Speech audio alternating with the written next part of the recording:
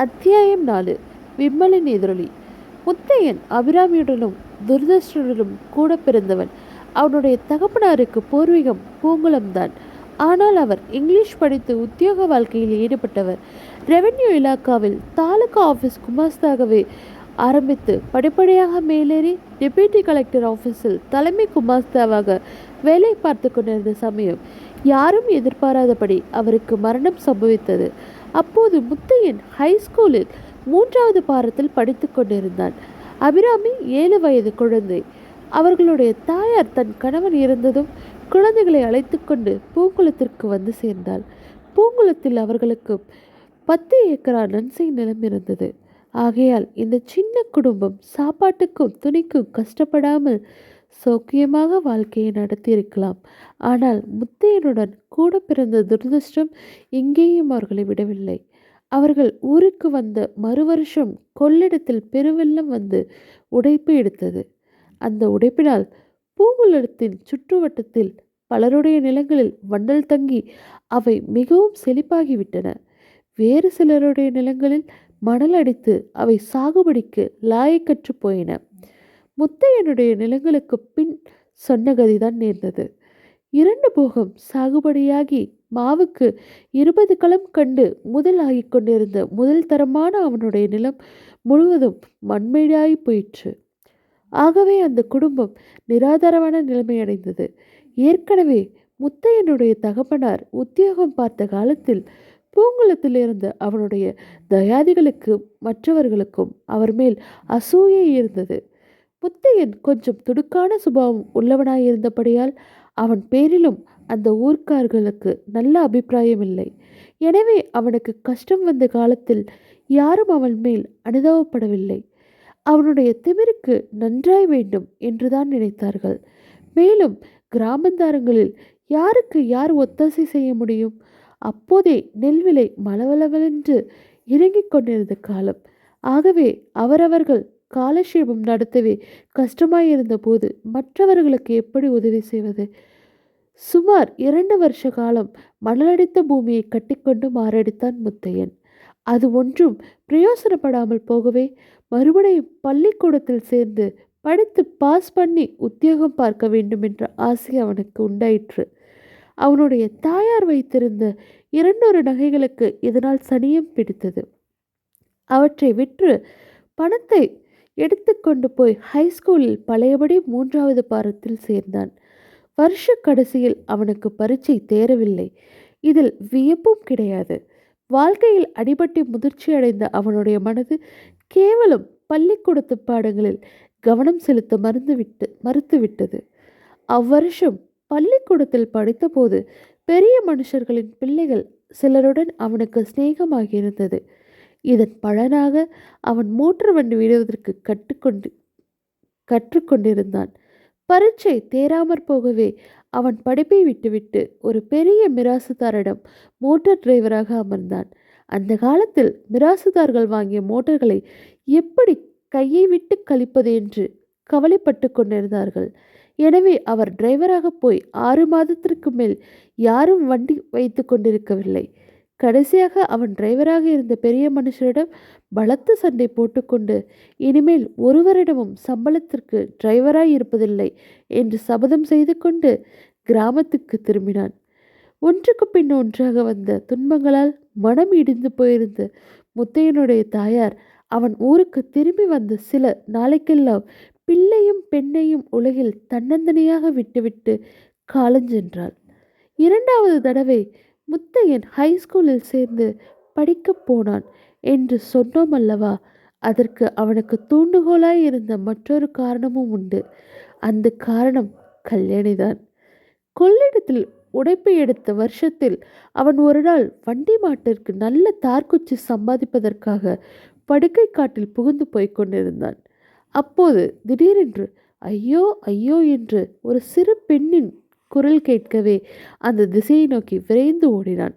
முன் அத்தியாயத்தில் நாம் பார்த்த பாலடைந்த கோயிலை அடைந்தான். அங்கே ஆச்சரியத்தையும் திகிலையும் ஒருங்கே அழைத்து ஒரு காட்சியை கண்டான். நாவல் மரத்தின் கிளைகளில் ஒன்றில் கல்யாணி உட்கார்ந்திருந்தாள். அந்த கிளைக்கு நேர் கீழே பாழும் கோவில் மண்டபத்தின் மீது ஒரு பெரிய குரங்கு உட்கார்ந்திருந்தது. அது கல்யாணி இருந்த கிளைக்கு மேல் தாவுவதற்கு எத்தனம் செய்து கொண்டிருந்தது.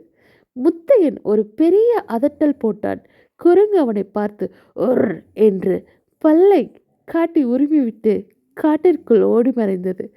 மரக்கிளையின் மேலிருந்த கல்யாணியை பார்த்து மிகவும் கடுமையான குரலில் இங்கே இறங்கி வா என்றான் முத்தையன். கல்யாணி கலகலவென்று ஒரு சிரிப்பு சிரித்துவிட்டு சமாதானமாய் நாவல் பழம் பறிக்கத் தொடங்கினாள். அப்போது அவளுக்கு 13-14 வயதுதான் இருக்கும். முத்தையன் கோவத்துடன் ரொம்பவும் அதட்டி மிரட்டிய பிறகுதான் கல்யாணி இறங்கி வந்தாள். அவளுடைய மென்மையான காதை பிடித்து லேசாக நிமிண்டி கொண்டே இனிமேல் இங்கெல்லாம் வராதே வராதே என்றான். இந்த காடு என்ன உங்க பாட்டனார் சொத்தா? இங்கே வராதே என்று சொல்ல நீ யார் என்றாள் கல்யாணி.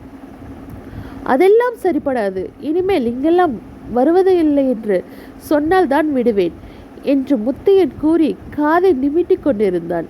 அடடா, ஒரு குரங்கினரிடமிருந்து தப்பி இன்னொரு குரங்கினரும் அல்லவா அகப்பட்டு கொண்டேன் என்றாள் கல்யாணி. அவ்வளவுதான். முத்தையன் குபீர் என்று சிரித்து விட்டான். கல்யாணியும் சேர்ந்து சிரித்தாள். இந்த 2 பேருடைய சிரிப்பும் சேர்ந்து அந்த நிசப்தமான காட்டில் எதிரொலி செய்தன. இதற்கு முன்னால் முத்தையன் கல்யாணியை பார்த்ததுண்டு, பேசியதும் உண்டு. ஆனால் இன்று அவளுடைய தோற்றத்திலும் பேச்சிலும் அவன் என்னமோ புதுமையை கண்டான். அவனுடைய இருதயத்தை பறிகொடுத்தான். நாளுக்கு நாள் அவர்களுடைய சிநேகம் வளர்ந்து வந்தது. கல்யாணியை கல்யாணம் செய்து கொண்டாலன்றி வாழ்க்கையில் தனக்கு நிம்மதியன்று என்பதை அவன் உணர்ந்தான். ஆனால் அவள் சொத்துக்காரி, தானோ ஒன்றுமில்லாதவன். இதையெல்லாம் உத்தேசித்து அவளை கல்யாணம் செய்து கொள்ள தகுதி பெறும் பொருட்டே அவன் மறுபடியும் படிக்கச் சென்றது. நன்றாய் படித்து பெரிய உத்தியோகத்திற்கு வந்துவிட்டால் கல்யாணியை தனக்கு கொடுக்க மறுக்க மாட்டார்கள் அல்லவா? ஆனால் அதிர்ஷ்டம் அவன் பக்கத்தில் இருக்கவில்லை. ஐயோ, அந்த நாசமாய் போன இங்கிலீஷ் பரீட்சையில் 4 மார்க் மட்டும் குறைந்து போகாமல் இருந்திருந்தால் கல்யாணி கோபமாய் திரும்பி கூட பார்க்காமல் சென்ற பிறகு திரும்பி வந்து அந்த கோயில் திண்ணையில் உட்கார்ந்த முத்தையனுக்கு அதே இடத்தில் முதலில் தான் கல்யாணியை சந்தித்த போது நடந்ததெல்லாம் ஞாபகத்திற்கு வந்தது. முகத்தை கையால் மறைத்து கொண்டு விம்பி அழுதான். அந்த விம்மலுக்கு எதிரொலியைப் போல் காட்டிலே போய்க் கொண்டிருந்த கல்யாணியின் தேம்பும் குரலும் கேட்டது. அத்தியாயம் 5. பள்ளி சொல்கிறது. அபிராமியின் குழந்தை உள்ளமாகிய மகாராஜ்யத்தில் முத்தையன் ஏக சக்கரவர்த்தியாக அரசு புரிந்து வந்தான். பால்மனம் மாறாத ஒரு பெண் குழந்தை தன்னுடைய தாயார், தகப்பனார், பாட்டன், பாட்டி, மாமன், மாமி, சித்தி, அத்தை முதலிய உறவினர் எல்லாரிடத்திற்கும் செலுத்துவதற்குரிய அவ்வளவு நேசத்தையும் அவள் தன்னுடைய அண்ணன் மீதே செலுத்தி வந்தாள். தட்டு தடுமாறி நடக்கும் சின்னஞ்சிறு வயதிலே அண்ணன் பள்ளிக்கூடம் போகும்போது இவள் தானும் போவேன் என்று அழுவாள். அவன் பள்ளிக்கூடத்திலிருந்து திரும்பி வரும்போது இவள் தான் வாசல் கதவை திறக்க வேணும். வேறு யாராவது திறந்து விட்டால் அன்று வீடே ரகலைப்பட்டு போகும். வீட்டில் தனக்கு பச்சனம் கொடுத்தால் அதை தின்ன மாட்டாள். பத்திரமாய் வைத்திருந்து அண்ணன் பள்ளிக்கூடத்திலிருந்து வந்த பிறகு அவனுக்கு கொடுத்து விட்டு தான் தின்பாள். ராத்திரியில் அவன் கையால் பால் கொடுத்தால்தான் குடிப்பாள். அவன் வைதாலும் அடித்தாலும் கூட அவளுக்கு சந்தோஷமே. அவள் பொறுக்காத விஷயம் ஒன்றே ஒன்றுதான். முத்தையன் தன்னுடன் காய் விட்டு விட்டால், அதாவது பேச மாட்டேன் என்று சொன்னால், அதை மட்டும் அவளால் சகிக்க முடியாது. தாங்க முடியாத துக்கம் வந்துவிடும். அழுது கண் சிவந்து போய்விடும். ஏற்கனவே இவ்வாறு இரத்த பாசத்தினால் பிணைக்கப்பட்ட இந்த குழந்தைகள் உலகத்திலே அனாதைகளாக விடப்பட்டதனால் அவர்களுடைய பரஸ்பர வாத்சல்யம் 1000 மடங்கு அதிகமாயிருந்தது. இப்படியாக தன்னுடைய குழந்தை இருதயத்தின் அன்பு முழுவதையும் உரிமை கொண்ட அண்ணன் இப்போது கொஞ்ச நாளாக ஏதோ ஒரு மாதிரி இருந்து வருவதை அபிராமி உணர்ந்தாள். அவனுக்கும் தனக்கும் இடையில் ஏதோ ஒரு விதமான மானசீக தடை ஏற்பட்டு வருவதாக அவளுக்கு தோன்றிற்று. அடிக்கடி முத்தையன் சிந்தனையில் ஆழ்ந்து விடுவான். அபிராமி சொல்வது அவனுடைய காதில் விழாது. என்ன அண்ணா யோசிக்கிறாய் என்று கேட்டால், உனக்கு ஒன்றுமில்லை போ என்பான். இவள் ஏதாவது விளையாட்டை பேசினால், என்ன விளையாட்டு, சும்மா இரு என்பான். சிரித்தால் கூட சிரிக்க மாட்டான். அபிராமிக்கு உலகம் கொஞ்சம் தெரிய ஆரம்பித்திருந்த சமயம். தங்களுடைய குடும்ப நிலை சரியில்லை. அண்ணனுக்கு உத்தியோகம் கிடைக்கவில்லை என்பது அவளுக்கு தெரிந்திருந்தது. ஆனால் அதனாலெல்லாம் தன்னிடம் அவன் இப்படி இருக்க வேண்டிய அவசியம் என்ன? இளம் வயதிலே அவள் காதில் விழுந்த சில வார்த்தைகள் அவளுக்கு ஞாபகம் வந்தன. இந்த துக்ரி அபிராமி பிறந்தது முதல் குடும்பத்திற்கு கஷ்டகாலம்தான். ஒருவேளை இது உண்மையாயிருக்குமோ? அண்ணன் கூட அப்படி நினைக்கிறானோ? புத்தியிலும் யுக்தியிலும் சாமர்த்தியத்திலும் தன்னுடைய அண்ணனுக்கு நிகர் இந்த உலகத்தில் எங்குமே கிடையாதென்பது அபிராமியின் எண்ணம். ஆகவே அவனுக்கு உத்தியோகம் கிடைக்காததற்கு காரணம் தன்னுடைய துரதிருஷ்டம்தான் என்ற தீர்மானத்திற்கே அவள் வந்துவிட்டாள். ஒரு நாள் இதை பற்றி முத்தையனிடம் பேசத் தொடங்கினாள். ஐயோ, அதனுடைய விபரீதமான விளைவை இப்போது நினைத்தாலும் அபிராமிக்கு உடம்பு நடுங்கிற்று.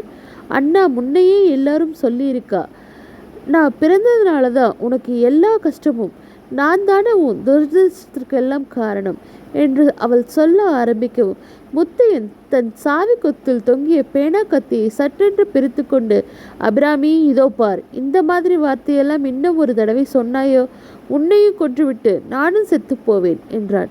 அதற்கு பிறகு அபிராமி அந்த பேச்சை எடுப்பதே இல்லை. ஆனாலும் மன்னன் ஒரு மாதிரியே இருப்பது மட்டும் அவளுக்கு அளவில்லாத மனவேதனை அளித்து கொண்டிருந்தது. முக்கியமாக இப்போது சில நாளாய் அவளுடன் ஒரு விஷயத்தை பற்றி பேச அவள் துடித்து கொண்டிருந்தாள். கல்யாணியை முறை பிரகாரம் முத்தையனுக்கு கட்டி கொடுத்திருக்க வேண்டும் என்று அவளுக்கு தெரிந்திருந்தது. ஆகவே கல்யாணிக்கு வேறு இடத்தில் கல்யாணம் நிச்சயமான செய்தி அபிராமிக்கு அளவில்லாத ஆத்திரத்தை மூற்றிற்று.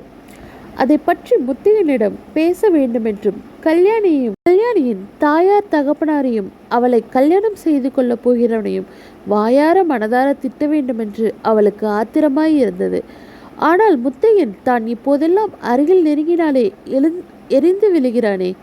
முன் அத்தியாயத்தில் சொன்ன சம்பவம் நடந்து 2 நாள் முத்தையன் வீட்டிற்குள்ளேயே உடம்பு சரியில்லை என்று படுத்து கொண்டிருந்தான்.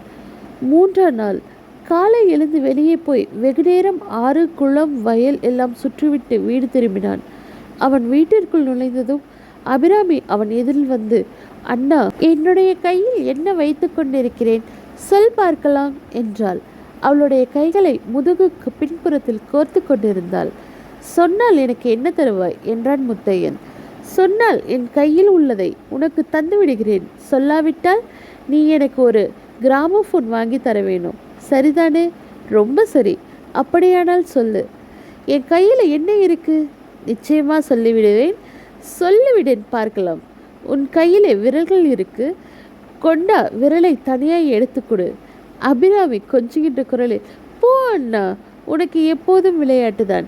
எனக்கு ஒரு கிராமோஃபோன் பெட்டியை வாங்கித்தாரேன் என்று எத்தனை நாளாய் ஏமாற்றி கொண்டிருக்கிறாய் என்று சொல்லி தன் கையில் இருந்த 2 கடிதங்களையும் அவன் கையில் வைத்துவிட்டு சமையலறைக்குள் சென்றாள். முத்தையன் ஊஞ்சல் பலகையில் உட்கார்ந்து கடிதங்களில் ஒன்றை பிரித்தான். அதன் உரையில் தபால் முத்திரை எதுவும் போட்டிருக்கவில்லை. அதற்குள் ஒரு கல்யாண கடிதம் இருந்தது. அதை பார்த்ததும் முத்தையனின் முகத்தில் கோபம் பொங்கிற்று. அந்த கடிதத்தை துண்டு துண்டாய் 1008 சுக்கலாக கிழித்து போட்டான். பிறகு இன்னொரு கடிதத்தை பிரித்து படித்தான். அதை படித்தபோது அவனுடைய முகம் மலர்ந்தது. இச்சமயத்தில் வாசற்புறத்தில் மோட்டார் வண்டிகளின் குழல் ஊதும் சப்தமும் இன்னும் கட்டை வண்டிகள் பூட்டப்படும் சப்தமும் ஆரவாரமாய் கேட்கவே அபிராமி உள்ளே இருந்து வந்தாள். கூடத்தில் சற்றென்று முத்தையன் கல்யாண கடிதத்தை சுக்கல் சுக்கலாய் கிழித்து போட்டிருப்பதை வியப்புடன் கவனித்தாள். தலையை ஒரு ஆட்டிவிட்டு வாசற்புறம் சென்றாள்.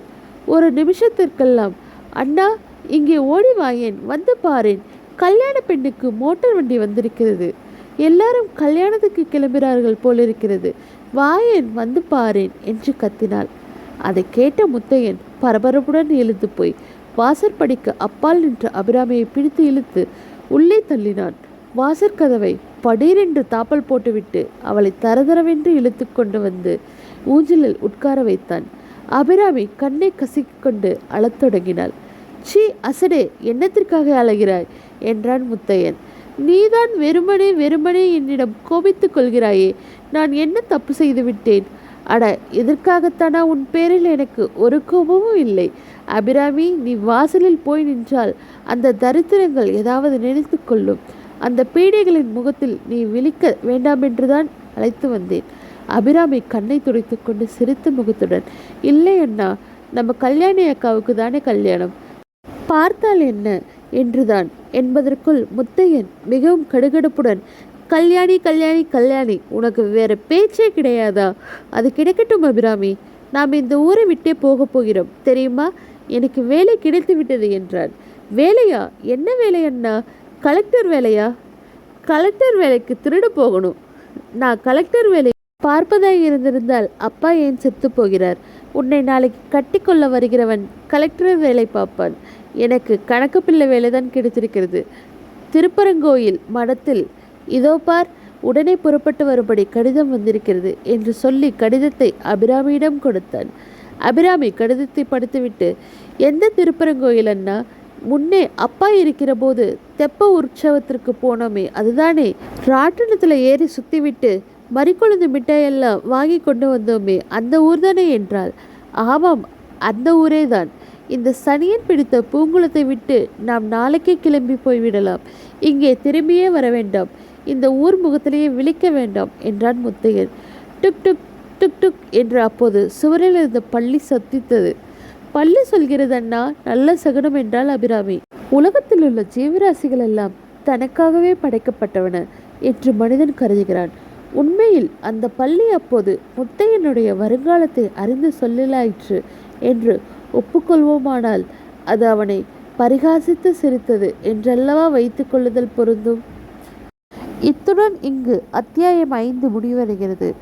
மேலும் இந்த கல்வனின் காதலி என்ற நாவலை கேட்டு மகிழ என்னோட சேனலை சப்ஸ்கிரைப் பண்ணிக்கோங்க.